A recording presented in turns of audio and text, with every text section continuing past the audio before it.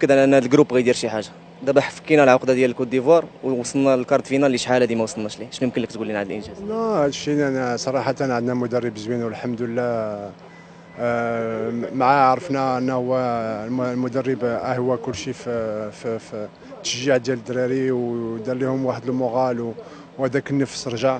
والمدرب صراحه سي ان غران مسيو، انا راجل كبير وتنشكروه على هذا الشيء اللي تيدير للمنتخب. واللعابه حتى هما شحال هادي ما شفناهمش تيلعبوا بالنفس بحال هكا.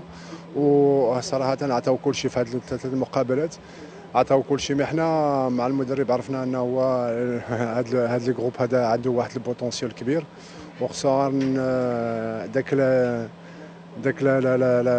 تولي لي كومبينيزون اي باسي داك التكتيك اللي دار المدرب في شحال هذه تيخدم فيها.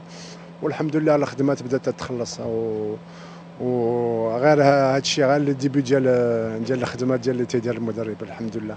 مصطفى، انت عندك دي زيستواغ بزاف مع المنتخب المصري، دابا غنلعبوا مع المنتخب المصري. شنو يمكن لك تقول لنا على هذه المباراه هذه؟ وقيلا وقيلا ما ربحوناش هذه من 86 ياك داك احنا لا نلعب بيت نوار ديالهم.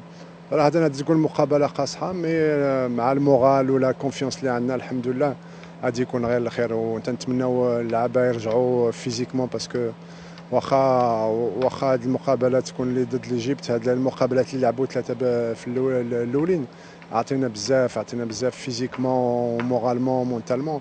باسكو الفرقه واخا خسرت لي برومي ماتش عرفتي مورالمون باش ترجع وتربح هذاك الثاني الماتش الثاني والثالث، خصك تكون عندك واحد الكاركتير. والفرقه عطات واحد الكاركتير بوزيتيف. والحمد لله حنا نلعبوا ضد واخا لا بيت نوار، مي خصنا نبريبارو الماتش ديالنا ونكونوا في المستوى ان شاء الله، باش داك الفرحه اللي عطينا المغاربه ان شاء الله ونعاودوها ونعطيهم اكثر ان شاء الله. هذا الشيء